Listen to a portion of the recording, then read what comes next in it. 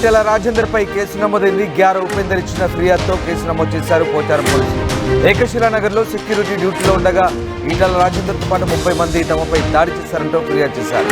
ఈటెలపై 126(2), 1152, 352, 3512, red with 189/2, red with 191/2 BNS act ప్రకారం కేసులు నమోదయ్యాయి.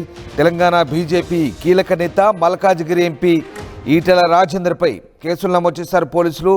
గ్యార ఉపేందర్ అనే వ్యక్తి ఇచ్చిన ఫిర్యాదు మేరకు పోచారం పోలీసులు FIR ఫైల్ చేశారు.